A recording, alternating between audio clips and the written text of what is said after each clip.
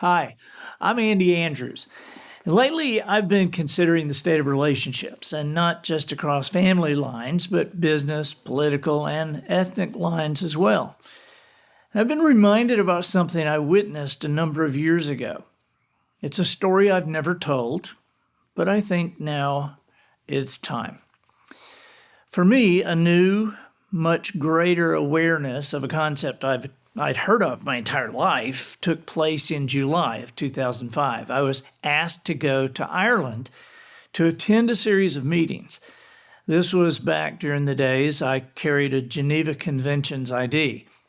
This card, I was told then, was to be on my person every moment I was outside the United States, to include international airspace and foreign waters.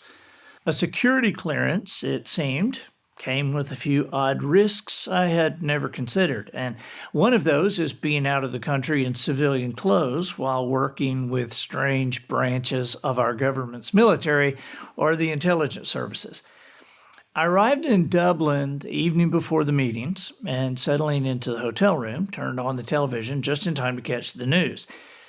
I was transfixed by this newsreel from Belfast as I watched one of the men I had been briefed about, a man whom I would meet the next day, was repeatedly knocked off his feet by British police who were using a water cannon. The man's name was Gerry Adams. In 1948, Gerry Adams was born in Belfast, Northern Ireland. He was the newest addition to a family already steeped in the 200 years of violence between Britain and Ireland. His great-grandfather participated in a dynamiting campaign of England in the 1860s and 1870s. Gerry's grandfather had joined the Irish Republican Army at age 16, and in 1942 participated in an IRA ambush on police. He was shot during the action, arrested, and sentenced to 8 years in prison. Two of Adams' uncles were also imprisoned for IRA activities. In 1969, Northern Ireland erupted in major rioting and violence. For 2 centuries, the discord between England and Ireland had been seen as a civil rights issue. But as a new decade began to dawn, an even uglier version of what's now known as the Troubles began to emerge. The largest battles were being fought between Protestants and Catholics. Nationalism was also involved, but it seemed everyone turned to target the British troops when they arrived. Gerry Adams, now in his late teens, was in the thick of it. Atrocities raged from both sides. During a civil rights march in Derry involving thousands of people, British paratroopers shot dead 13 Roman Catholics in an action that came to be known as Bloody Sunday. A British inquiry exonerated the soldiers, suggesting the demonstrators were terrorists linked to the IRA. Decades later, the British government would concede the demonstrators were innocent. On the 21st of July, 1972, a day that is known as Bloody Friday, the IRA answered by detonating 26 bombs, killing 9 people and injuring 130. Gerry Adams, by many accounts, was rising through the ranks, finally to become commander of the Belfast IRA's 2nd Battalion. But he was making quite a name for himself, writing public letters protesting British Army harassment.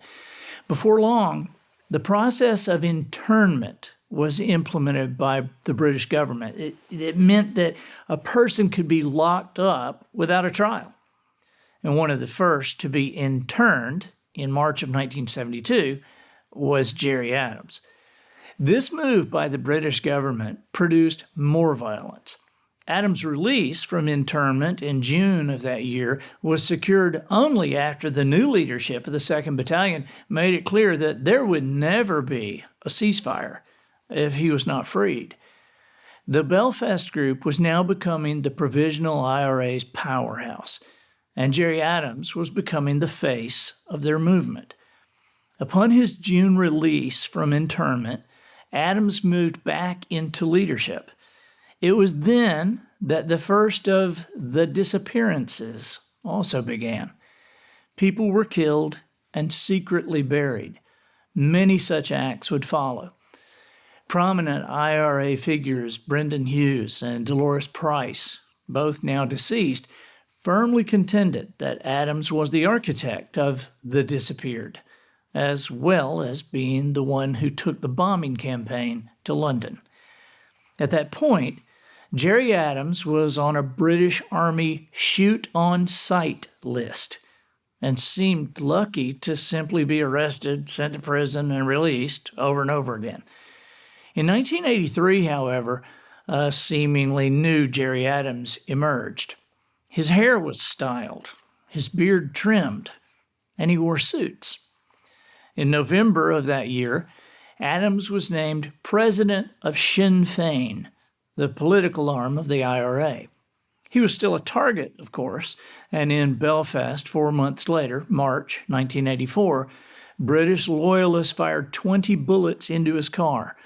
The 3 men traveling with him were hit as well, but Adams was shot several times in the neck and shoulder. He survived. 7 months after the attempt on Adams' life, there was a much larger, heavily funded, and well-planned attempt to assassinate another public figure, but this time it was Great Britain's Prime Minister, Margaret Thatcher. 28 days before Thatcher was to host a conference in the Grand Brighton Hotel, a visitor using false identification booked into the room 1 floor above the suite, always reserved for the Prime Minister. Over the course of several days, 100 pounds of plastic explosives with a time-delayed fuse was built into the false wall of the room's closet. When the bomb detonated on October 12, 1984, Thatcher just happened to be in what was later determined the suite's only survivable location. She and her husband were unhurt, but the blast killed 5 people and severely injured 31 more. Meanwhile, Gerry Adams had begun talking peace all over the world. During the next number of years, the face of the IRA seemed to show up almost everywhere. With Ted Kennedy, with Nelson Mandela, with Bill and Hillary Clinton, with Donald Trump, with Fidel Castro, on 60 Minutes, and after a time, even Prince Charles seemed charmed. Finally, in 1998, representatives from the United States, Great Britain, the Republic of Ireland, and Northern Ireland examined a peace accord that has come to be known as the Good Friday Agreements. This treaty obviously called for the IRA to lay down their arms, but it also called for the release of IRA combatants, those still in prison for their actions during the Troubles. Nevertheless, after examination, all parties signed. Among those signatures was Bill Clinton of the United States, Tony Blair of Great Britain, Bertie Ahern, the Taoiseach, or President of the Republic of Ireland, and from Northern Ireland, Gerry Adams. But, as you might imagine, there are still hard feelings. So the next morning, my first meeting in Dublin was a private breakfast with 3 other men. One will remain unnamed, but besides me, the other 2 were Bertie Ahern, the Taoiseach, or President of the Republic of Ireland, and Robert Mueller. He was at that time America's Director of the FBI. While I still can't talk about the content of that conversation, it concerned moving into the larger meeting that was to follow breakfast. Remember a minute ago when I mentioned there still being hard feelings? Well, they were on full display when we moved into the primary meeting room. There were, I suppose, a few more than 50 people in attendance. Security was intense. But as the meeting kicked off, I was wishing all of the security outside the room was inside with me. Bertie Ahern talked, and people were mad. Robert Mueller talked, and people were mad. But when Jerry Adams entered the room through a back door to join the conversation, I thought the roof was going to come off. I did my job that day, which was not to enter into the discussion. I was there to watch, to notice, if you will. I was there seeking insight. It was hoped that I might bring context and perspective to a debriefing that was to be held later. Curiously, however, I noticed something no one asked me to look for. Now, understand, in these situations, I rarely watch the person speaking. I'm looking for reactions in other people. I am to interpret these tells. At one point, while people were talking or screaming at each other, someone said something about the horror of the Brighton bombing. They cursed the IRA. Someone named victims, and someone else named the man who planted the bomb. Slowly, I became aware that one of the victims, a man named Harvey Thomas, was in the room. Harvey had been Margaret Thatcher's director of communications and was buried under tons of rubble. On my row, I became aware, was a young woman named Jo Berry. Her father, a member of parliament, had been killed by the bomb. Then my brain switched on to a strange reality, and my eyes were drawn to this unobtrusive man I'd seen slip into the room earlier. Slip, by the way, is the correct word.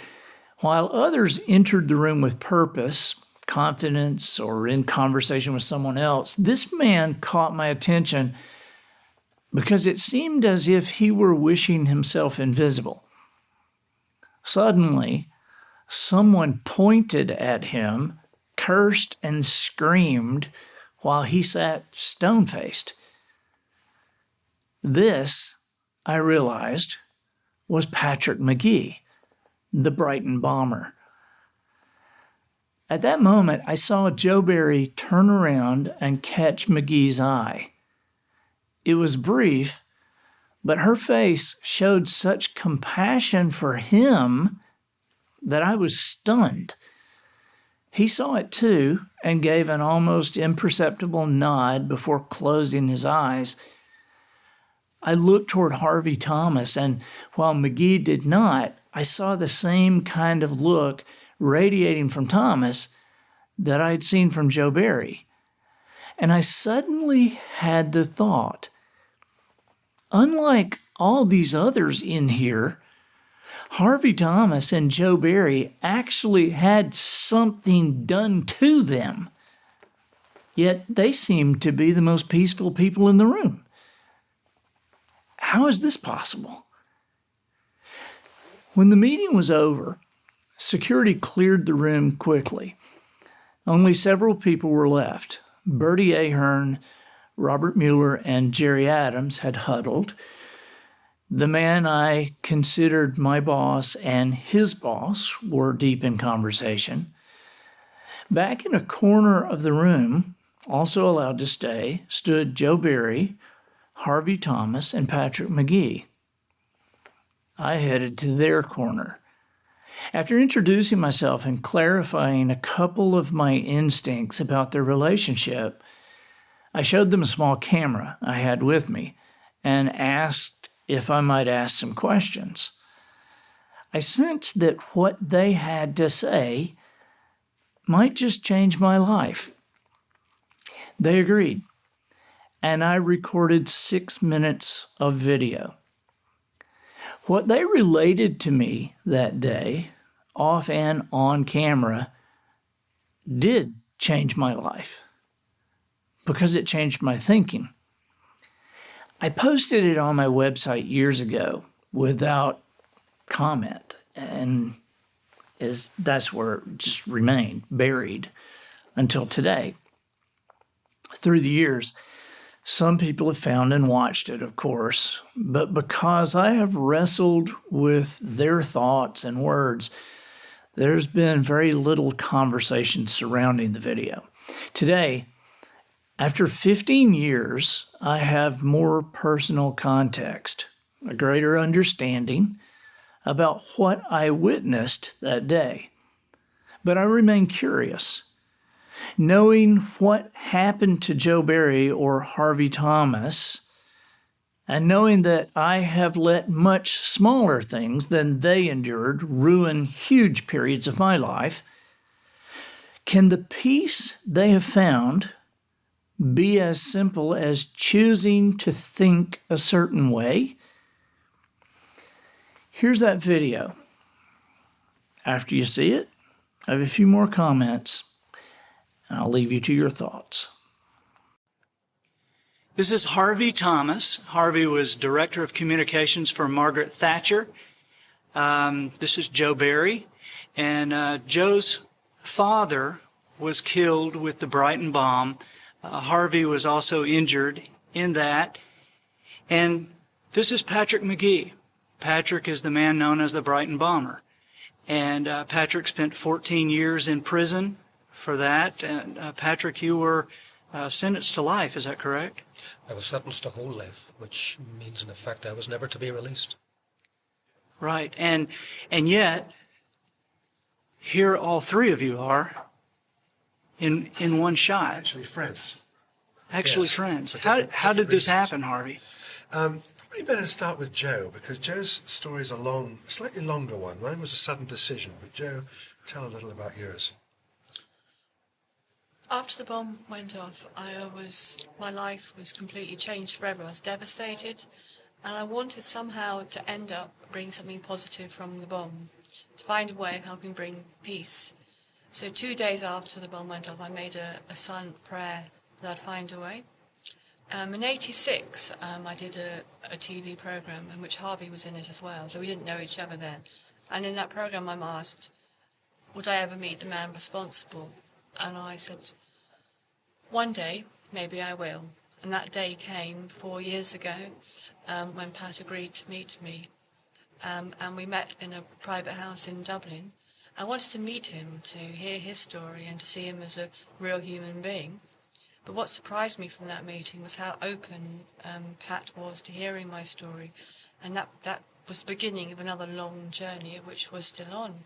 And now, 4 years on, I can say we are friends.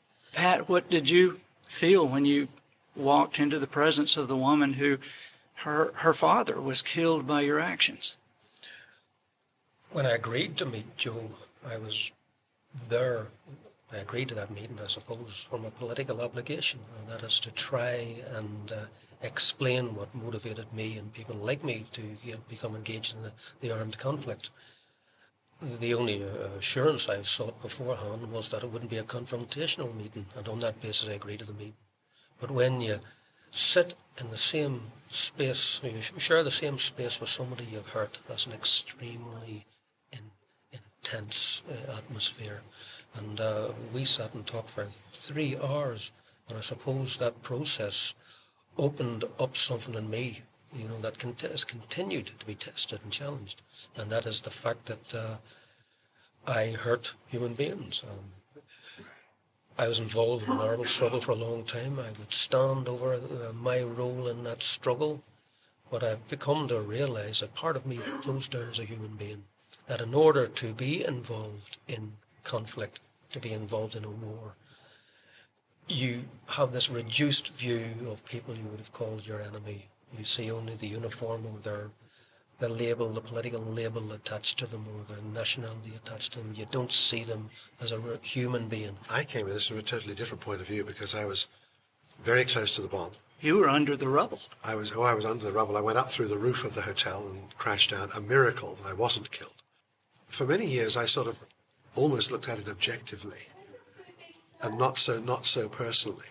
But back in 1998, I felt very clear when I was at a reconciliation conference in Louisville, Kentucky, that I had to do something about it. So I wrote to Pat, and I said, Pat, as a Christian, I write and say, I forgive you. So for me, in a sense, it was a one-off, once decision, 14 years after the event. Right. Not going through so much of the things that Jo had gone through, with her family and losing someone like that. And it was simply a decision. I said, right, I have to do that. Once I'd made that decision, then it was over for me. You know, one question that I feel like people would really want me to ask you, I feel that so many of us go through things that aren't nearly as dramatic as what you three have been through and what has intertwined your lives. And yet, so many of us, we tend to be controlled by the bitterness and by the rage and resentment that you three seem to have resolved.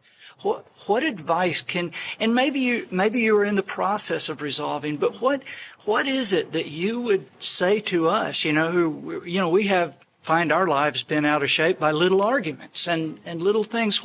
It's a good question. I'll go for that one first.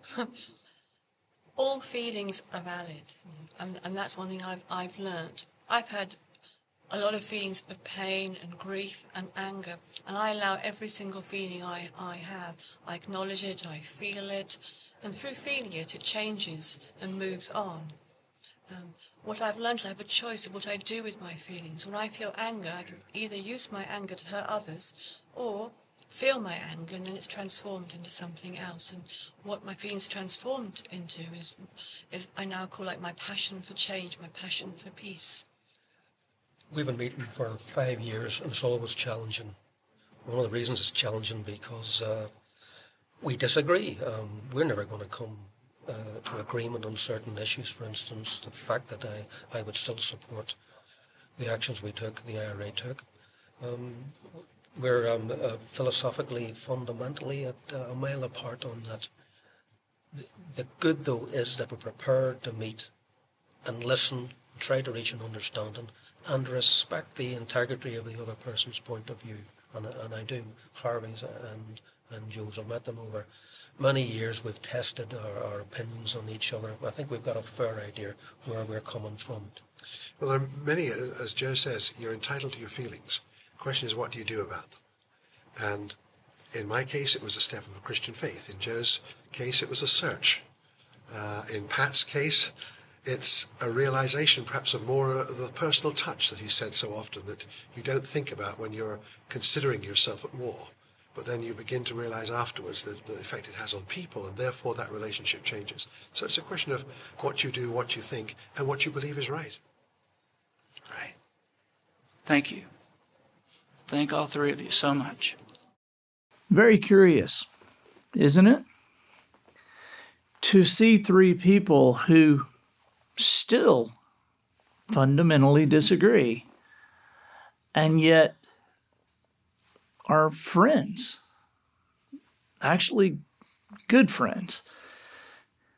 All three are still alive, and all three still correspond quite often, occasionally eating dinner at each other's house. It's an amazing thing to think of. It's an amazing thing to understand that it is a place that we can come to. Now, I look at them, and again, I haven't had anything in my life that has been done to me as horrific as what was done to Joe Barry, her father being killed, and to Harvey. And as I watch and as I talk to them, I understand forgiveness in a way that I never have. See, I always thought forgiveness was like a knighthood, something I would bestow upon some lucky person who came crying and begging me to forgive him, that maybe I would, if I felt like it, if I thought they deserved it. But after 15 years and talking to experts and reading books, I can't find any expert or any book, including the Bible, to tell me that for one person to forgive another person, that person has to ask for it or deserve it or even know that the forgiveness has taken place. Now, I'm not talking about the forgiveness as a spiritual touchstone that many of us understand. I'm talking about, what do we have in our power? What can we do when we're laying awake at night and everybody else is asleep, but we're thinking about that guy and what he did and what we said and what we would have said if we had a minute to think about it, and what we will say tomorrow if he comes around the corner wearing that stupid purple bow tie. We'll look him right through in the face and we'll have it. And it's odd to think, sometimes we'll be like bent out of shape, and whoever it is we're mad at is across town sleeping peacefully, unaware that we're even thinking about him. You see, it turns out that forgiveness is a decision. It's not an emotion. We treat it like an emotion, which is why it drags us around like a dog on a leash sometimes. But it is a decision. We can decide to forgive. I remember as a kid hearing the story, where they asked, "Master, how many times should we forgive? 7 times? 70 times?" And he said, "No, 7 times, 70 times." And I remember as a kid hearing that story and thinking, really? Some moron is going to do something 490 times and I'm supposed to continue to forgive him? But see, I now understand that story in a different way. I understand it speaks to my weakness, not to someone else's offense, because I tend to take it back. I tend to forgive and then find myself driving down the road, 2 days later and thinking about that guy and realizing, oh yeah, I need to forgive again. And I understand now that we can make that decision. We can make that forgiveness. We can forgive and do it until it sticks within us, that it changes who we are. Because remember, we're not going to change who they are. We can forgive. We can decide to forgive even when they don't ask for forgiveness, even when they don't deserve it, and even without them knowing that we have forgiven. It turns out that forgiveness, in that sense, is for us. Now, sometimes I've talked about this, and I've had people say, oh, what, so they're just going to get away with it? Well, I don't think it's up to us to decide who gets away with anything or whether or not they get away with it. But in this case, in any instance, we're not talking about anybody getting away with anything. We're talking about forgiveness, not trust. See, forgiveness is about us. Trust is about them. Forgiveness is about the past.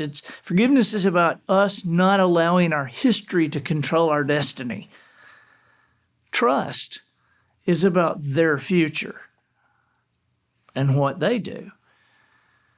Do we forgive somebody who steals from us? Sure. Do we continue to do business with them? Probably not. Do we forgive somebody who lies to us? Yes. Do we continue to believe everything they say? No. See, forgiveness and trust are 2 different things. And a lack of forgiveness can be dangerous. From the Shakespeare we had to read in high school to the soap operas on television, the history of recorded humanity is very clear in one particular area. There is a terrible price to be paid by individuals and families who maintain their anger, hold on to grudges, and seek revenge. Therefore, we must become bridge builders. Let's close with a perfect description of how this can happen with words written by Gloria Gaither. Let's build a bridge where walls once stood. I'd like to reach you if I could. Stone by stone, let's make it strong. We've been apart for way too long. You build from your bank, I'll build from mine. We'll reach each other in no time. And when we do, there'll be a way to make that crossing every day.